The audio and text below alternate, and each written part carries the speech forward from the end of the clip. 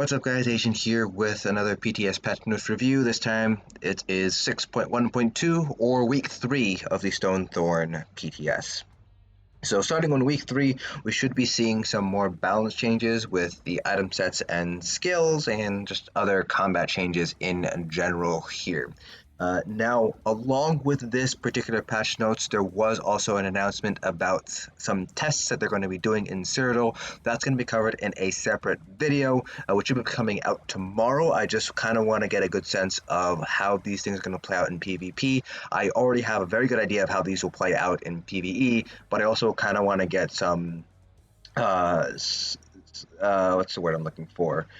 Feedback from the PvP community, in particularly the Nemesis Discord, about these changes and whether or not these changes are going to do what they ZOS developers say they'll do, and so on. So I do want to get a little bit more feedback first, just because it did just come out today.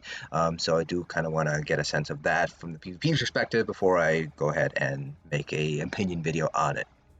But anyways, let's go ahead and get started here with 6.1.2. As always, full patch notes in the description below if you guys want to take a look at things I'm going to skip over. So here is the AoE ability testing in Cyrodiil note here. So they are taking a look at these following skills in their pass-through of this test, and it is discussed in another post, which again I'll cover in tomorrow. So the abilities that basically meet these criteria are anything that where the initial cast requires a radius to function. So for example, they include things like Breath of Life here, and if the ability has a single target ability that has an area component and has no cast time. So something like this would be like Impulse under the Destruction Staff line. So those are the kind of abilities that are going to be affected under the AoE ability testing that they're doing in Cyrodiil. Moving on from there, though, not much in Grimoire, nothing really to cover here. Morrowind, they made a little bit of a change here with the Pinnacle Factotum to Unstable Energy. I believe that is the meteors that basically come down. That is, so you can now dodge them and all this stuff. So might make it a little bit easier for progression groups here. For Stonethorn, they've changed quite a bit about the dungeons here based on a lot of feedback here. Again, I don't play ESO very much anymore, so I haven't actually tried the dungeons out yet, so I'm not sure what all these changes kind of are about, so we're just going to skip over them. Finally, combat and gameplay, which is kind of what we're going to be focusing in here. So under the Nightblade's Assassination to Executioner passive, it triggers whenever an enemy dies within 2 seconds of being damaged by you, rather than requiring the damage to be an assassination ability. This should help out with Nightblade Sustain in Trash Fight, as if they didn't have enough sustain already. But this is a kind of nice buff here for Nightblades if you guys do struggle with sustain for whatever reason.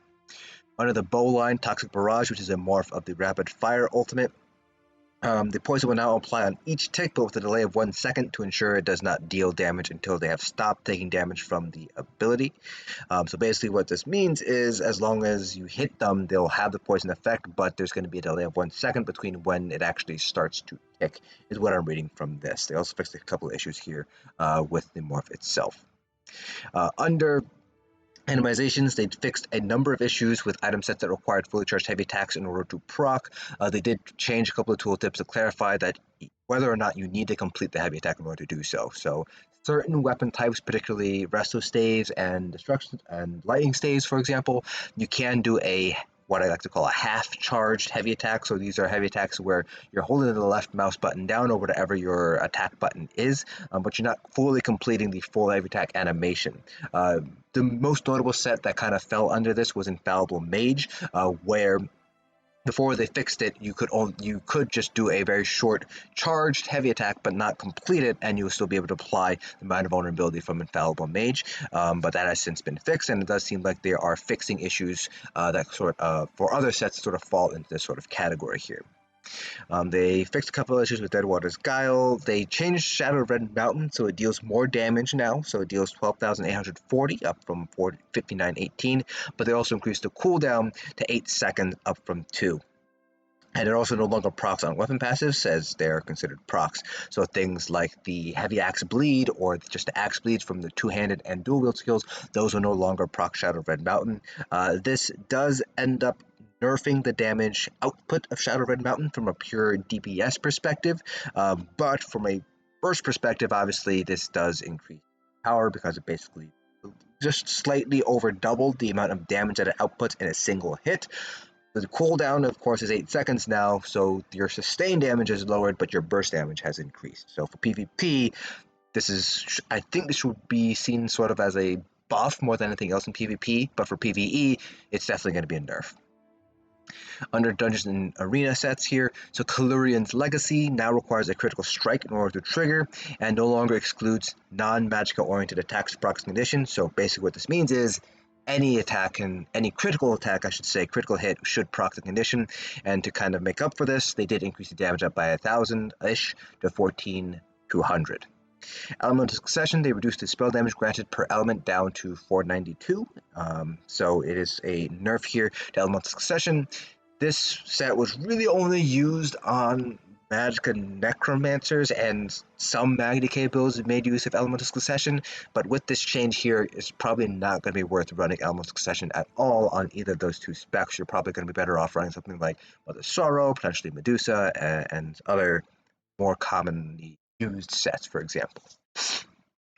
Fixing issue with Stormmaster, PvP Blessing of Potentates, they reduced the damage reduction of the set to 3%. Relequen, they reduced the max stacks down to 10 rather than 15, and they reduced the cooldown to generating stacks to half a second, down from 1 second, and they increased the damage per tick to 300 per stack, up from 200, to ensure that DPS remains the same. So right now in the live server, Relequen, I believe, is 20 stacks with, I want to say it's 200 damage, so 4k DPS, or it might be 150. Let's actually double check really fast on ESO sets.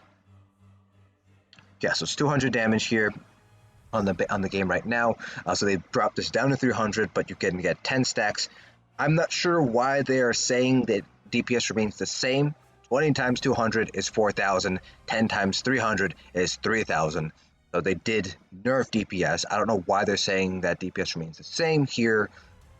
Well, whatever. This does have a couple of implications. So now, because you have 10 stacks rather than 20, it should, in theory, be better to use in sort of trash fights, because it's going to take less time in order to get up to max stacks. So it should be a little bit better in trash fights, multiple target scenarios here. Obviously, still not going to be my first choice, but this does make it viable to just stay in Relequen throughout an entire trial, rather than trying to mix up your sets to better optimize for multiple target fights versus single target fights. The other thing that kind of is confusing is the reduction of the cooldown to generating stacks to 500 milliseconds rather than a second, because while light attacks, you can cast them faster than basically, the cooldown is not 1 per second, so you can actually cast more than 1 light attack per second here, but it is still tied to light attack, so in a full light attack rotation, you're doing light attack ability, so your light attacks are basically more or less on a 1 second cooldown anyways, even though they're not really on the global cooldown per se, at least not on the same global cooldown as the abilities are. So I'm not sure why they reduced the cooldown of the generating stacks, because you're still limited to the 1 second cooldown essentially if you're weaving properly. So no idea why they made that change. Doesn't really change anything at all. Relequen, they fixed an issue where the set was granting magic curse to allies closest to the center of the ring rather than those who had the shortest buff. This is actually a fairly common occurrence here with certain sets where the targeting is not really smart. Relequen should be applying it to people who have the shortest duration of the buff, much like a lot of other smart abilities here. Now for Thrassian, they reduced the weapon and spell damage per stack down to 17, so more than 50% nerf here. It no longer causes you to take 1% more damage per stack or decreases your healing taken by 1% per stack. However, it now causes you to lose 120 maximum health for every stack you have. So with the maximum stack count at 50, you can get 850 weapon and spell damage, minus 6,000 max health, and minus 50% shield efficiency. They also increase the duration of the stacks up to 1 hour to basically make it essentially permanent in a trial If you're taking longer than an hour, generally speaking, you're more of a progression group, or your group is on the weaker side, in which case you probably wouldn't be using Thrassian anyways, because you'd probably be wiping on bosses potentially, or you'd be dying more often than you would as a score running group. So it's basically essentially permanent here. But the changes here to make it so you lose max health for every stack you have pretty much makes Thrassians completely unviable to run in trials. If you think about it, you're running anywhere between 18 to 21,000 health. It really depends on your specific setup and all this stuff, but usually you'll be sitting around that range. If you're getting 10 stacks, you're already dropped down to by 1.2k max health. So that drops you down from, let's say you had 18k, now you're down to 16.8k.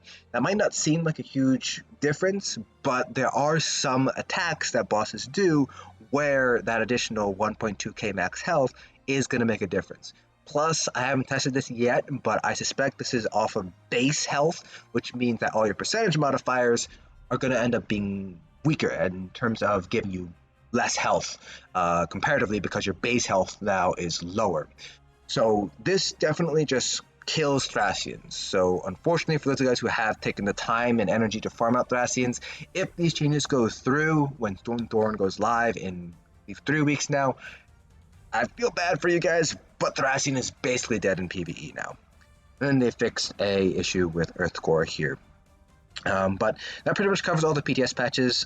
So not a lot of stuff, but a lot of things. The things that they did add in here definitely had an impact here. The major one being, of course, the death of Thrassian Stranglers, essentially. The Relequen changes are also very welcome. Again, I'm not sure why they're saying DPS remains the same when it's clearly lower if you just do the simple multiplication, but it does make it more viable in multi-target fights, so that is essentially called a side raid. If anything, it's a slight nerf to Relequen. And of course, the changes to certain sets here don't really shift the meta around too much for PvE, but they might shift a couple things around for PvP, in particular the changes to Shadow of the Red Mountain and Calurian's Legacy.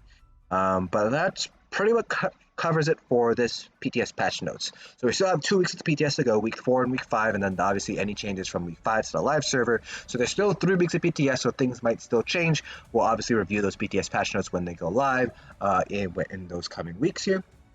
But as always, if you guys want to take a look at the full patch notes, I have the link in the description below for you guys. But beyond that, I hope you guys found this video informative, and I'll see you guys in the next dungeon.